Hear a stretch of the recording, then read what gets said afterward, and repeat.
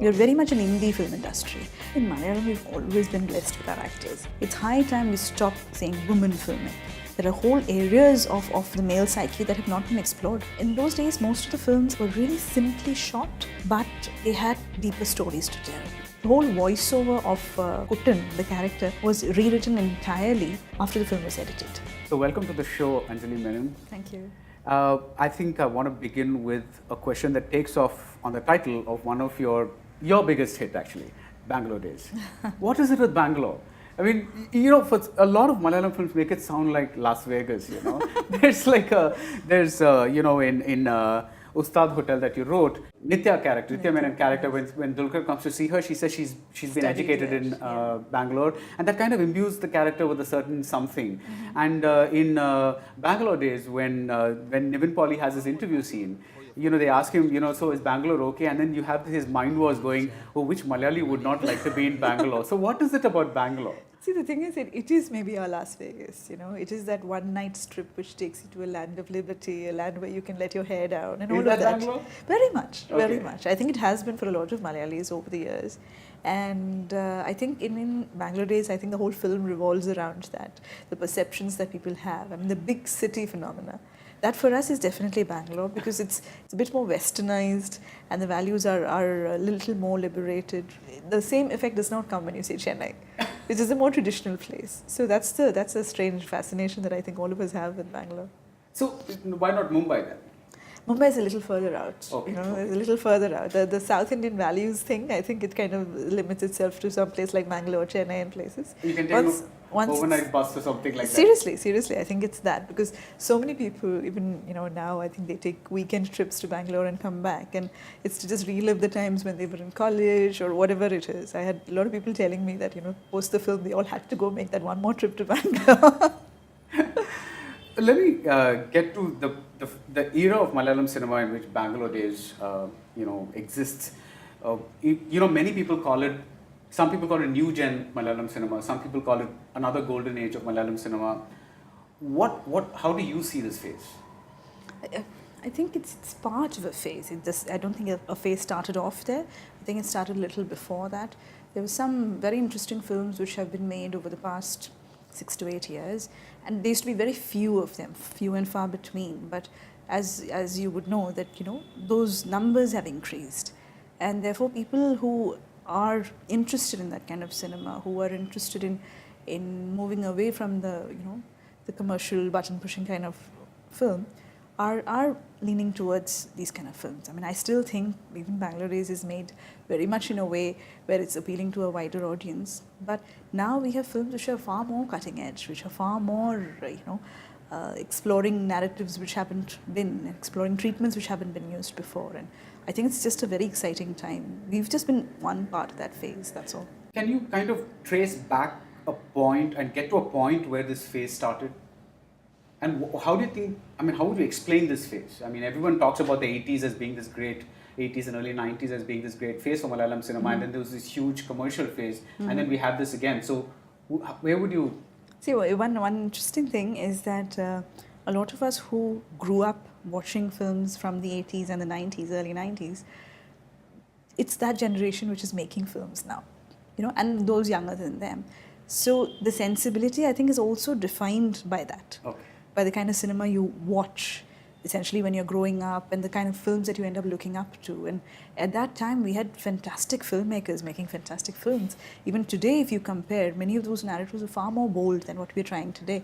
And I think many of us have grown up on that, and that definitely affects what kind of film you want to make. So I think definitely there is a spillover effect from there. If you ask me for one particular point, I may not be able to point out. I think about 8 or 9 years ago, there was a film called Kayyupu which was made, which was rather different from everything else that was made at the time. Then there were films there was another film called Chapa Kurusha, made by Samir. And there again, it was quite different for its time. So few and far between these films have been made, but now we find them, much more often. Every month you find a film like that is coming up, which is really wonderful. Also, nowadays, when you witness the journey of filmmakers, many of them have actually qualified from certain institutions, or they have worked outside our industry. And there's a sort of, a gathering of different sensibilities coming together in people. At the same time, you have filmmakers who've completely, grown up within Kerala and who've, schooled in their training and everything. They've made films only within Kerala, and still that sensibility exists. So I think it's a wonderful combination of that happening, which is why you have, films like Angamali Diaries, Take Off, Parava, all of these happening at the same time. And the audience, I think, is responding to all those films, which is the most important point, because at the end of the day, the audience has the choice whether they want to or don't want to watch a film. And the fact that they're welcoming all these different kind of narratives is very, very encouraging for us to try further, for us to really try and find new forms of narrative. You mentioned that like you grew up in the 80s and early 90s watching these great films. Can you name a few of them just to kind of... I think pretty much every film of Padmarajan's, definitely. Many films that he wrote, which other people directed as well. Then there were Bharatan Sir's films as well, beautiful movies. I really enjoyed Fazil Sir's movies as well, because they were all little nuggets of stories, but very well explored, very well performed. And in those days, most of the films, I think, were really simply shot, Right. but they had deeper stories to tell. And that, I think, the Malayalis always connected to that. I think for us, the writing is what, has always been a strength in a way. With M.T. Sir, he's, had such a fantastic body of work. There were so many movies of that time with different filmmakers that he's made. And those films really have defined a certain era for us. I think that's really important to have good writers, and they are the ones who really signify, what an era stands for. And I think people like him, Padmarajan, so all of them are really icons that we have and we can be very proud of. You mentioned that they were simply shot, but the writing was really deep. But when you come today, you also find that the cinematic aspect of the films is also phenomenal. I mean, every month I get to see at least one film that is even as in content as well as form. It's just staggering in terms of. So where do you think this crept in over the years? I mean, there was always been, one or two people here and there, but now they seem like the average film is just so cinematically mature. That again is something that the awareness about cinema and its techniques has really risen. I mean, today you have YouTube, you have Netflix, you have so many more avenues to watch all kinds of cinema, and therefore your curiosity about techniques of filming, all of that is just widening, and now you have the resources. I think just about 15 years ago, you couldn't really just Google anything and get a tutorial on it. You couldn't. But now we are exposed to so much, so it just makes sense to be able to imbibe and to be able to transform things in our own narrative, which are around what we see. the actors too seem to be in a different place than the counterparts in other industries. They seem to be willing to take on more ensemble roles. They seem to be willing to, do different casts. Like even if you take a mainstream film like Charlie, which was with Dulquer Salman, the hero's psyche is still a little out there. It's not really a conventional romantic lead, even though you would classify that probably as a kind of a romantic film. Where does this come from? Do you think it's because today's the actors, they are not after a particular star image or something? Are the audiences more responsive to actors trying out different kinds of things? I think in Malayalam we've always been blessed with our actors, and if you take even movies from back then, we had these ensemble casts where everybody was comfortable working with each other. I think it's also the nature of the industry. We're very much an indie film industry where it's not about the studios and all of that coming in. It's much more about getting the film made, and still very writer driven, very director driven. And I think actors are comfortable in a space like that. And we have had actors of all kinds of stature, wonderful character artists, people who have done all kinds of roles for 30 years plus, and still we want to see them do something different. So we've always had that, that kind of actor base here. And now we have a whole new young crop which is actually emulating those values. I think there have been few people who have been much more of a star-driven, who prefer a star-driven atmosphere. But I think in today's younger crop, we really have people who are willing to throw all that to the wind and say, hey, let's have fun, let's make something new. Because they realize that more than just the star image, the films last longer. A lot of them, you can have wonderful conversations about cinema with them. And that makes a difference. The fact that they're willing to surrender to a writer or a director and not really bother about their image. I mean, they would like to, of course, further the image, but more than that, I think they see that the life exists when you do different kinds of roles, different kind of characters. So even people who are doing, extreme commercial cinema are actually taking the time to do slightly different cinema, wanting to work with directors who do a different kind of film. So I think that's a very encouraging phase. You just talked about surrendering to a director. Let's talk about your first film. You're a woman director. You made this. The anthology film is called Kerala Cafe. You've contributed one segment to it, but Manjari Kuru is your first full-fledged film. Did the surrender come easily from the actors, from the producers, from the the distributors, all aspects, or from the actors? Yes. Okay. From the actors, definitely. And being my first film, I had gone to each of them with a bound script copy and said, this particular role, I would love it if you did it. And, they would read it and literally come back and say yes. And from all the people in that film, it was just, for me, it was magical because they just became the character. I never really thought about the actor behind it. And they were so giving, so generous in that spirit that is what has made a film like that possible. So even if it is a Tilagan sir or it is Jagdish Kumar sir or an Urvashi Chechi, all of them are people who are brilliant actors and have done so much more than what they were doing in that film. But they knew that they had to come together to help make this a special experience for us, and they did it with so much grace. I was so moved. I've actually been very fortunate with my actors because that sense of trust has been there. And I think that's been maybe one of my biggest strengths. Okay.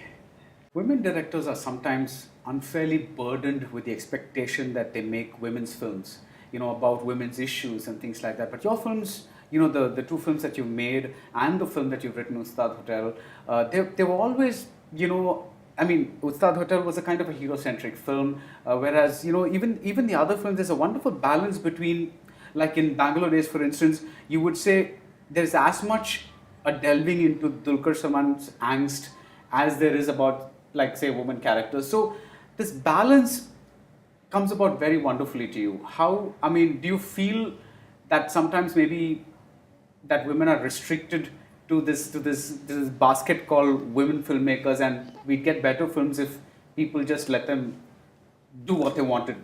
The fact is that, I am not thinking like a woman filmmaker. I'm just thinking like a filmmaker. And I really wish everybody would drop the whole gender specification because it's high time. We're in this century. We've, I think done enough. People understand their science. They understand that this is not, so different for either gender. It's high time we stop saying woman filmmaker. You call her the filmmaker woman, that's a different thing. Because this kind of approach is what really, it bores the hell out of me. I'm sorry, I have to say, because the whole idea that you're a woman takes precedence over everything else that you will ever do. And I think it's high time to start seeing the world differently. I, as a person, do. I'm not standing there thinking about my gender. My gender is a part of me, but there's so much else which is not connected to my gender. So as a filmmaker, I'm not standing there and thinking, okay, I'm a woman, so how will I frame this shot? No. I'm thinking about my story, I'm thinking about my characters, it's all of that. And if anything, of course, we have the need for, strong women characters and well-played women characters, but I think it's equally important to have male characters that are positive. Nobody talks about that, unfortunately. Everybody's constantly talking about women and, characters that women directors should have in their films. But I'd like to show how differently men can be portrayed. There are whole areas of the male psyche that have not been explored, which I think deserves to be explored. So as a woman, I'm interested in both. I don't think, all genders. Kerala is a state where the third gender is recognized. I think it's important for us to be available to all genders. Just because you are of a particular gender, it wouldn't make sense for me to only make films for that gender. And the other thing is, very often the whole responsibility is thrust on you of making women-centric films. Right. I've said this before, I'll say it again, that it's actually silly to think that women can only relate to films which are women-centric. That's not the case. There have been wonderful women-centric films made by men. We have a wonderful filmmaker like K.G. George, who's made possibly the most powerful, women-centric cinema in our state. Now, where does that leave him then? Similarly, I may want to do something differently. So I don't necessarily see it a particular way that because I'm a woman, there's a certain kind of cinema I have to make. No, I don't see it like that. So anybody else who wants to define it like that, good for them. I'm really not interested in that debate because I want to do my work as a filmmaker. I'm not interested in discussing my gender over and over again. And if others want to make observations about my work, which is based on my gender, that's good for them. I'm waiting for the day when you will forget my gender and just look at me as a filmmaker. So 2 questions with the takeoff from that, because the other thing is that nobody asks men about, the same How do you thing. feel being a male filmmaker? Please tell us. Yes. When do you hear that? Yeah. They don't ask men about the films they make. They don't ask them whether they are married, whether they have children. They don't. Which were all questions you were asked? All the time. What is this? I agree that, okay, there may not have been too many people of my gender in this industry, but I think it's time to Do you still get asked those questions? Are you married? Do you have children? Those kinds of things? Now, because most people know, they don't ask me the questions. But the fact is, at least it's better now. When I started off, there would be interviewers who would meet me and who wouldn't know how to deal with me. So because you're a woman. Yes, and because they could not see beyond that. So that's a very, very silly position to be in. And I think, yes, we've definitely outgrown that phase. That's over. But still a lot of people do still find it, you're a bit of a dinosaur in the museum. They're, oh my God, a woman. So. But with this in mind, that the gender should not restrict the kind of films, and rightly so, the kind of films that you should make. How do you see the Women in Cinema Collective? Is it about pointing out things that go wrong in representation of women in films, or is it about empowering women to make kinds of films, or is it how does this work in a cinematic sense?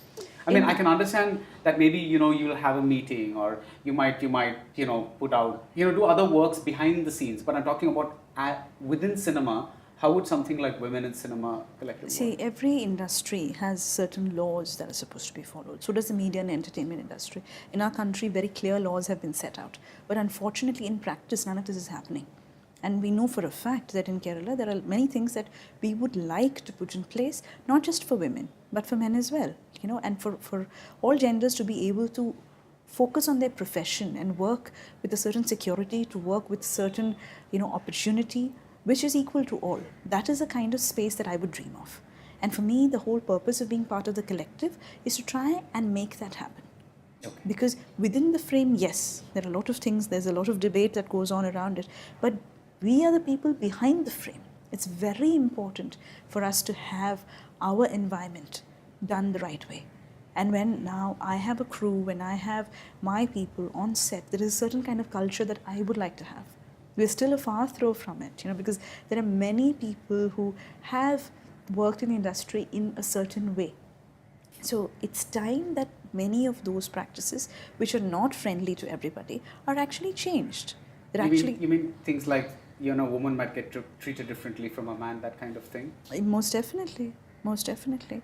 Where what I'm talking about is many of these things are part of a certain culture that has been in practice for the longest time. Today, we're seeing far more women on set.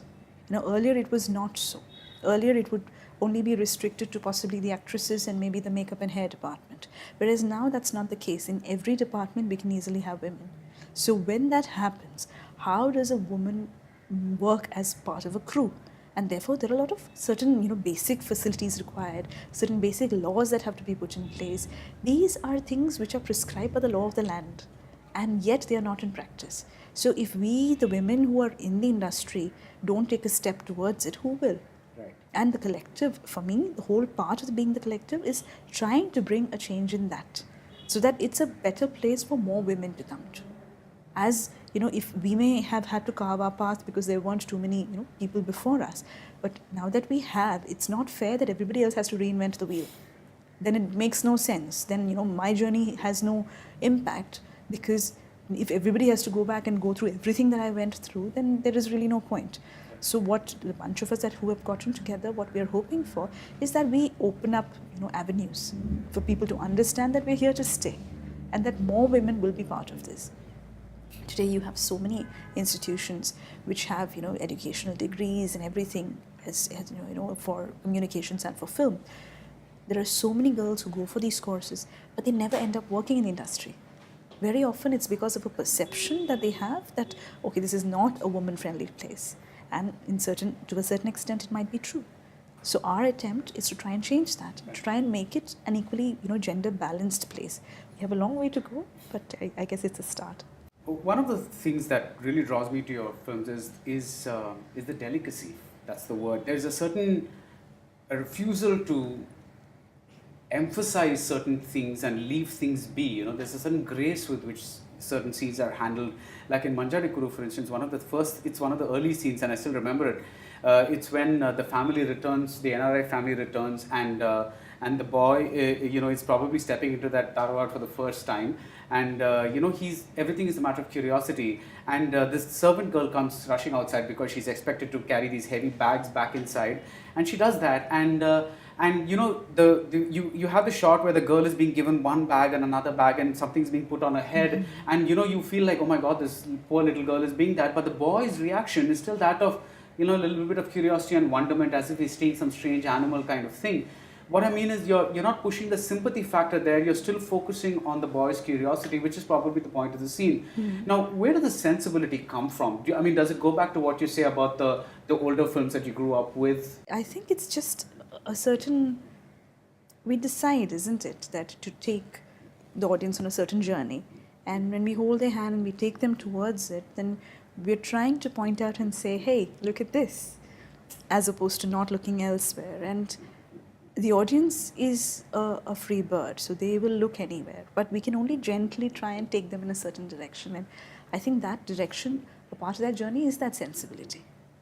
So when you direct the audience's gaze, you do it with, metaphorically speaking, a wide shot rather than a close-up? It depends on the subject. It changes from film to film because it depends on the content, isn't it? When you talk form versus content, it's the content which will eventually decide the form. So I think if it's a certain thing where the audience does not have to be that emotionally engaged, or rather has to be in a more observing phase, then you'd go for a wide shot. Can you point out something where you were a bit more emphatic that I need the audience to get this, so let me just focus on this particular thing? Oh, almost everywhere, actually.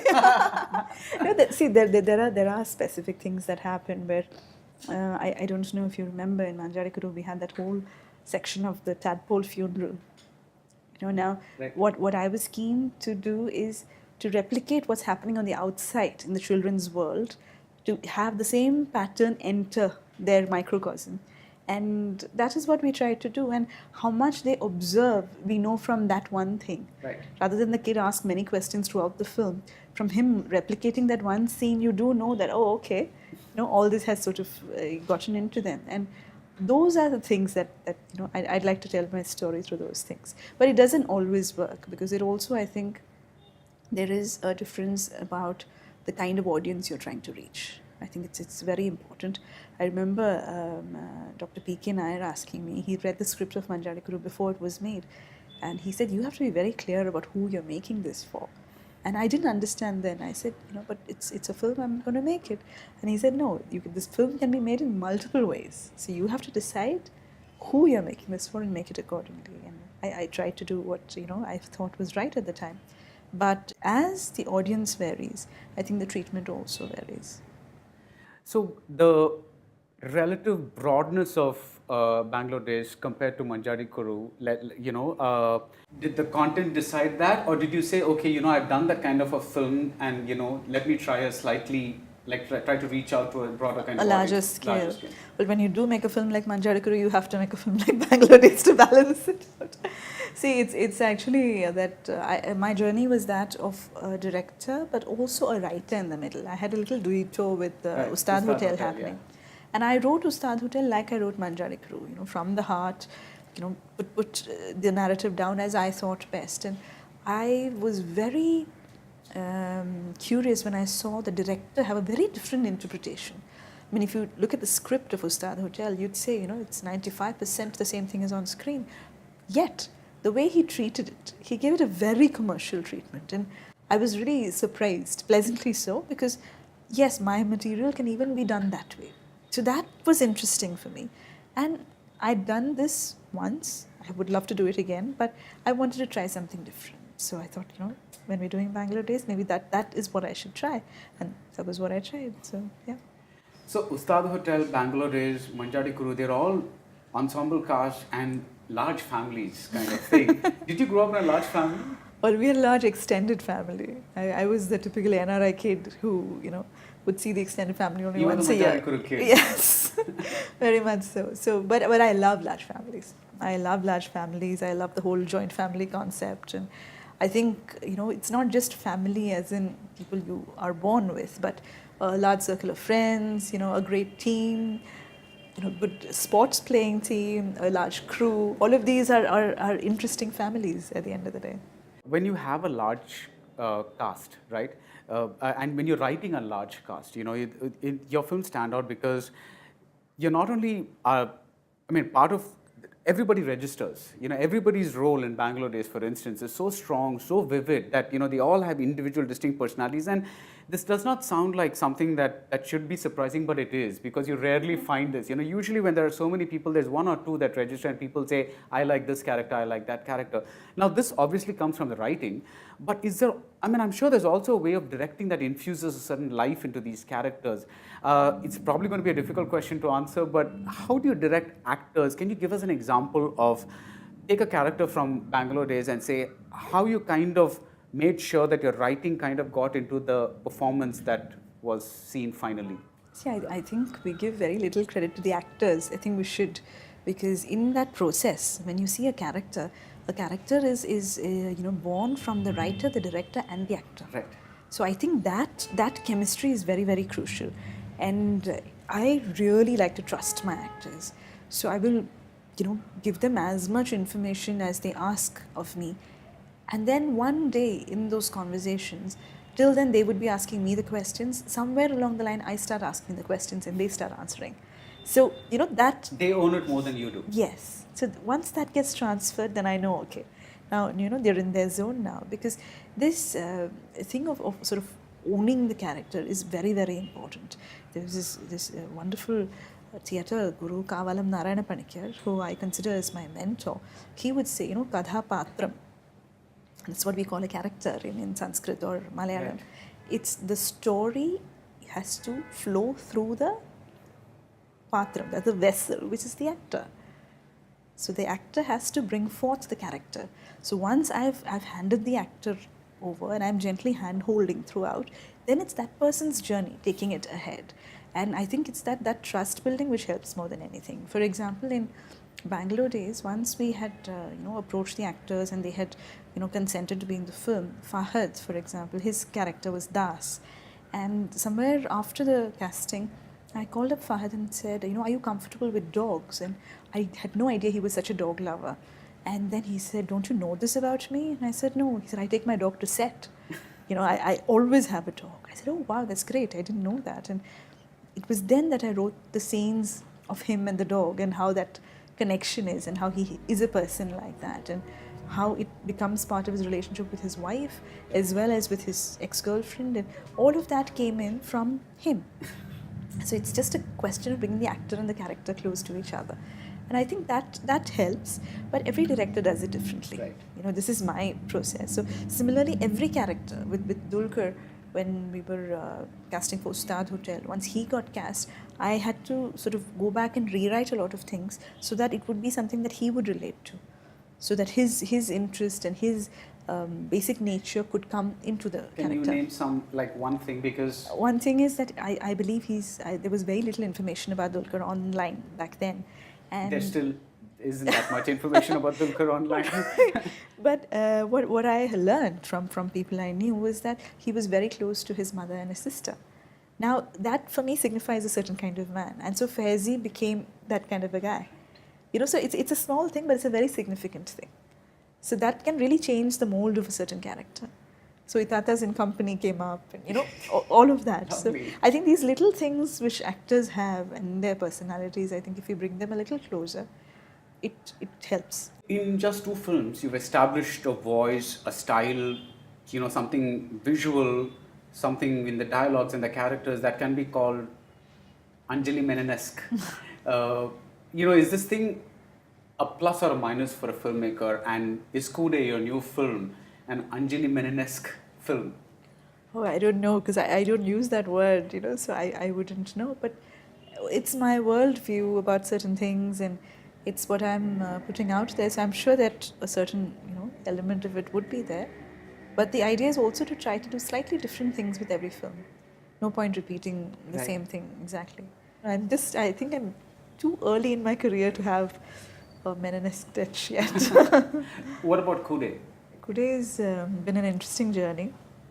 After Bangalore days, I had taken a while to come to Kude, and more than anything, I think this time with the actors, I've tried a few different things, and there are certain risks with this film as well. When you see it, you'll know, and it's just something that I've instinctively decided to do, and I've done it. Yep. So it's that. For me, it's never actually been a very calculated, stepwise career path. It's just been, right now I feel like doing this, and for the next 6 months it's going to hold my attention, so I just go up and do it. So Kude is one of those, and I'm hoping that that the audience will connect to certain things that we are conveying in the film. So excited, nervous, let's see. I think one of the big selling points of the film, apart from the fact that it has this great cast, is the return of Nazriya. Wow. How did you convince her to be part of this film? She's been very keen always, actually. So I think she didn't really intend to take such a long break. I think she's been contemplating working very soon. And we've always had these discussions, because both of us after Bangalore days, we hadn't worked. So while everybody else around us were doing other movies, we'd call each other and say, hey, what are you doing? What are you doing? So she made it quite evident that she was keen to work together again. So when this script came up, this role was something I thought was very, very much within her space, and I think she can bring her own energy to it. So when I spoke to her about it, she was immediately on it. You are also, I believe, quite the dancer. Where did you get that? Yes, we have ways of digging up information. Is that right? Yes, I've trained for about 14 years. Is that kind of thing like an affiliated art? Does that in any way inform the way you are a director or a writer? Because rhythm is such an important part of a film as well. There are music like when people talk about the sur of a scene or the tal of a something performance. Do you think? I think it definitely informs us. It definitely more so in editing than anything else. I think my sense of rhythm is, if anywhere, it is in the editing that it sort of surfaces. And the whole experience of performance, I think that is also something that we carry with us. There is in Natya Shastra we say, yado hastastado drishti, yado drishtistado mana, yado manastado bhava, yado bhavastato rasa. So to come to a full circle, you need the audience involved. And that is also something that I've gotten from dance, because to be able to involve the audience in that experience is what creates rasa. And I think the same rasa theory can be extended to most art forms, including cinema. Yeah. So definitely dance, for me, has been a very, very grounding factor. You just spoke about editing. Do you get involved almost like a parallel contributor in each of the departments of your films, like the costumes or the sound or the editing or the cinematography or whatever? Yes. Okay. Yes. So is it the editor that's doing it, or is it Anjali Men whispering in his ear? No, I think, at the end of the day, I think also the more I'm doing films, the more I'm wanting people to collaborate. Earlier, I think coming out of film school, you want everything like your storyboard. You come out with that kind of a perception. But it is much more rewarding to have people to collaborate with, because this, at the end of the day, is a collaborative art. And to have more points of view, to have, more creative contribution. Otherwise, I think it's a very limited world if you're stuck inside my head. And as a writer, I'm already putting out there everything which is in my head. So as a director, there is, so much I can do, but it's going to be limited. It's going to be a one-person film there, which is really not very attractive. But at the same time, if I get my HODs to all make it their own film and to contribute from their own level, then I think it becomes a much richer, much more textured, layered film. And definitely my attempt is to get all of them much more involved. But I do get involved at a very close level in all departments, and they have to be, part of me. I think that's very, very important. So to have that kind of relationship is very, very crucial with each of my HODs. Can you name one aspect of any department, cinematography or editing, and let's take Bangalore days, where, you know, you kind of wanted things to be a certain way, and that's you that kind of drove that? I think Bangalore days, that was required actually, because it was quite an exhaustive narrative. You know, you had 3 different stories happening, and you had to get it within a certain time span. And our first cut was really long. So to get the essence of all these stories and yet not lose it, it was very important to have the writer on board. And there being both myself, it was important to keep maintaining that balance. And people don't really realize that's a very difficult film to edit. So my editor, you know, was really doing his best, but he needed support from the writer. The whole voiceover of Kuttan, the character, was rewritten entirely after the film was edited. After the editing? Yes, because we had thought of a certain kind of writing, but then as the editing happened, to weave things together, to put things in place, it was important to do it all over again. So yes, then at that stage you have to get involved in and do that. And I love the post-production stage, because I'm not one of those people who, you know, has it planned that I will shoot like this and then I will edit like this. I don't really think too much about that. Of course, it has to make basic editing sense. But beyond that, I love, after the shoot, when we finish the shoot, I love throwing all the cards in the air and seeing, you know, how they're going to land. Because at that time, many new forms of editing may turn up, many new forms of narration, you know, things we got, things we didn't get, how could we group this, what order can we put it in? All of that is a very exciting phase. So the film which got written once is interpreted once in the shooting, and then at the editing is interpreted all over again. So you can easily forget what happened before and start afresh. And that's really exciting. You know, when you were promoting Manjari Kuru, you were talking about the title, which means Little Red Seeds, and you were also talking about how it's a kind of metaphor. The dispersal of seeds is kind of mirroring the person setting out from his family and traveling away. Now, this is a very lovely, literary, poetic kind of thought. What have been some of your influences from the world of books? I've read different kinds of authors, and they range from fiction to non-fiction. And I'm very much someone who leans towards descriptive writing. For me, a book like God of Small Things is utter pleasure, because the writing is so visual, so visceral in a way that you can feel the air. You want to make? Oh, I would love to. But I think Arundhati Roy is very wise in not giving anybody the rights, because she has the best reason not to. You know, she said something like, 6 million people have their movies running in their head, and, I wouldn't want to destroy them, which is a wonderful reason. Yeah. And the idea that through words you can create something that is touched and felt, and which is absorbed by all senses, that is, it's beautiful. So descriptive writing is very much something that I lean towards. Do you kind of find yourself sometimes holding back on writing very descriptively in your films, in the fear that maybe that's going to be a little too indicative of how you're going to take it forward? Because I have been trying to learn how not to do that. Because if you read my scripts, they're actually very descriptive, over-descriptive. And they shouldn't be. I don't think they should be, because when I start writing for other people, then I have to be careful, I have to be mindful, because they may want to take it in another way. And I should observe a discipline that way. So now, even when I'm writing for myself, I try to do that. Because though I may have a certain visual in my head, I don't put it on paper, because that also limits the rest of our collaborators from being able to contribute. Because you've already put down, Ustad Hotel, I remember I put down, tracking shots this way, black coming in, black going out, all of that. And I think I shouldn't. I think now when I'm writing, I try to avoid that. I try to avoid directions as such. Let the story be there. Later, when some of them read it, they may interpret it a certain way, and that will also bring into the film eventually. So I think it's important to have that space in a script. What was the starting point of Manjari Kuru, Ustad Hotel, and Bangalore days? Manjari Kuru was way back in film school when I first wanted to make a feature film. I always wanted to make it in Malayalam, actually.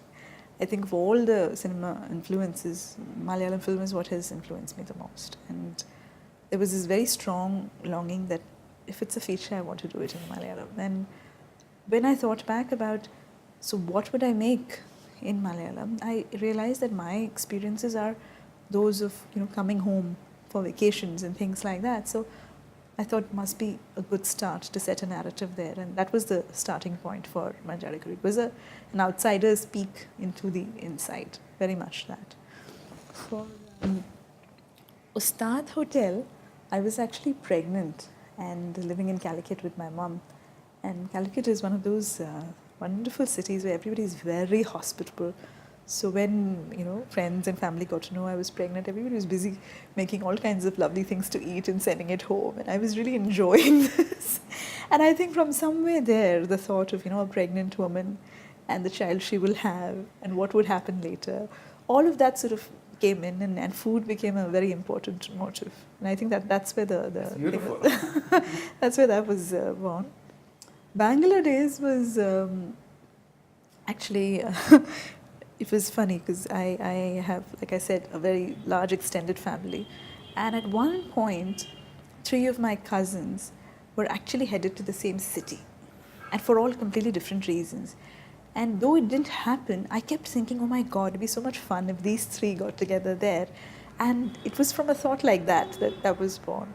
Because the idea that, similar aged people who are from the same family, yet are very different from each other, arrive for different reasons in the same city, and they kind of have each other to hold on to, but they're growing in their own space. That I thought was attractive, and that was the seed for that. And what drew you to the core of Kude?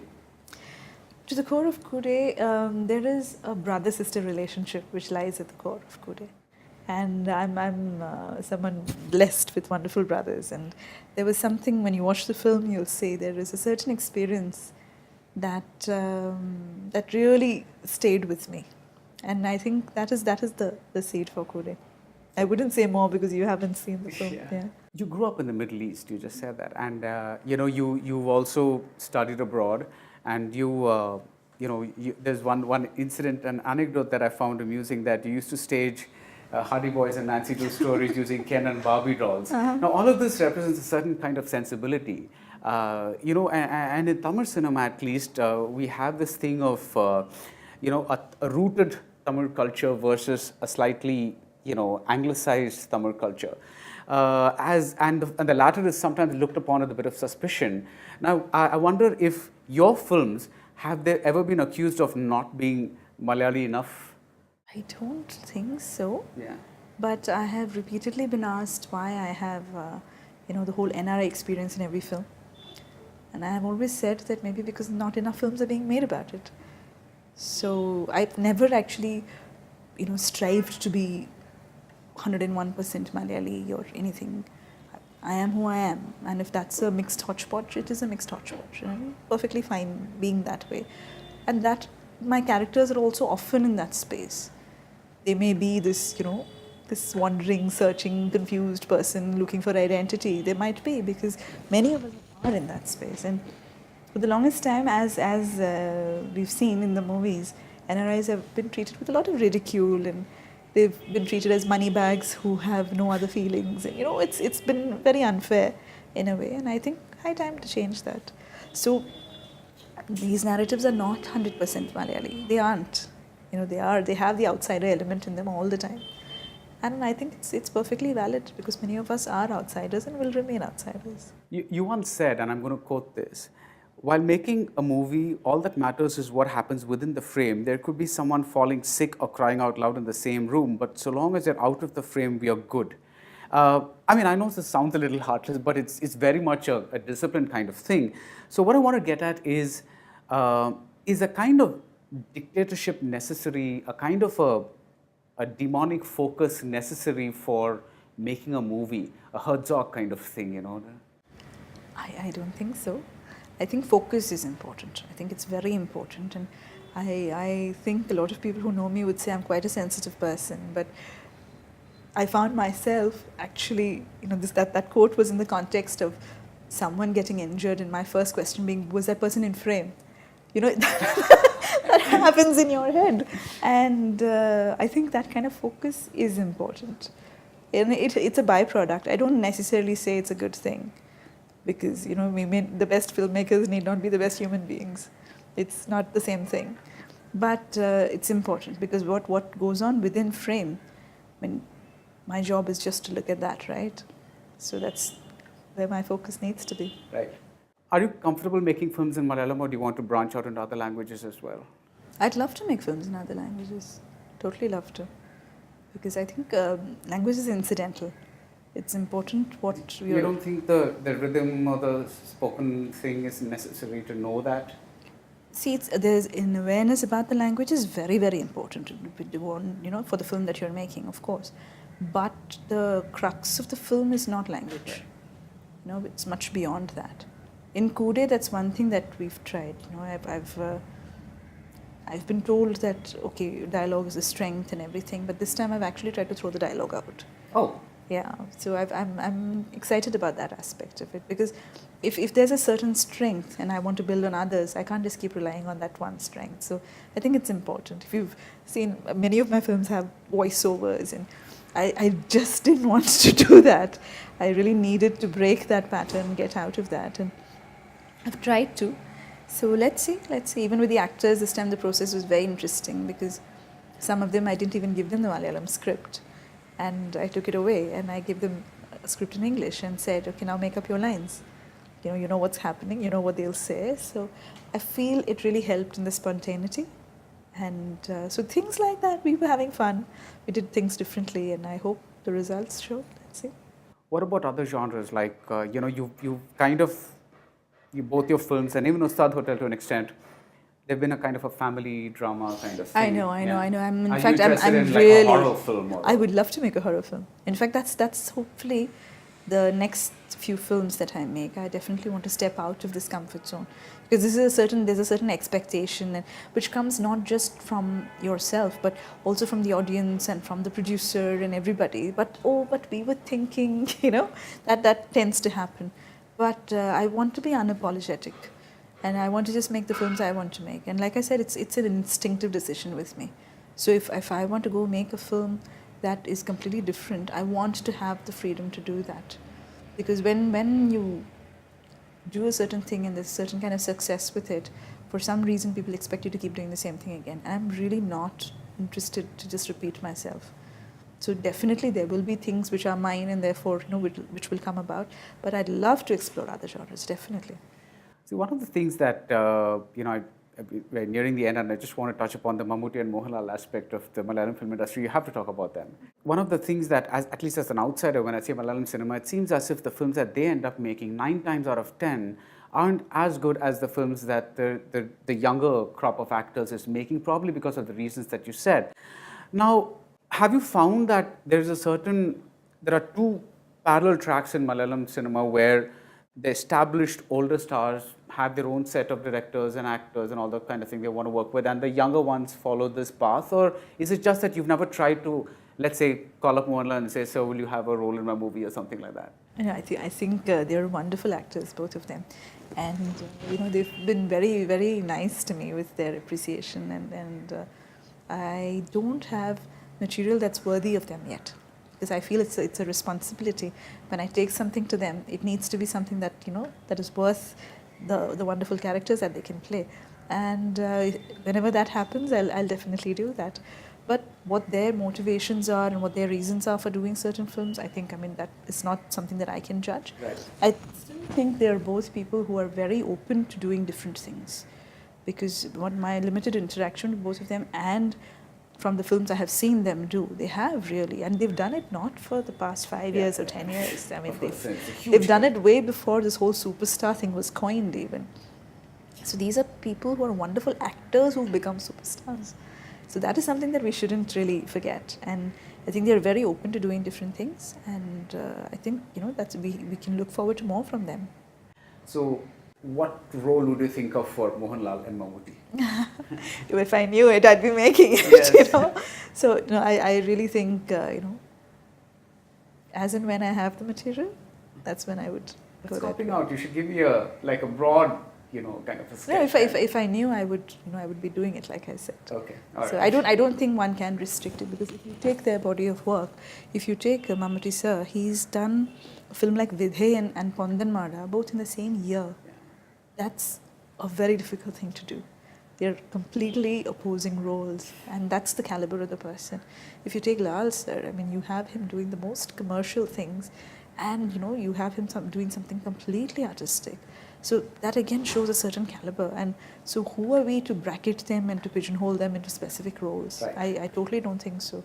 I think they're people with immense versatility, and it's up to us to find that and And bring them forth in those kind of characters. and may you do that soon. Thank you. All the best for Kure. Thank you very much. Hi, this is Anjali Menon. If you like this interview, please subscribe to Film Companion South.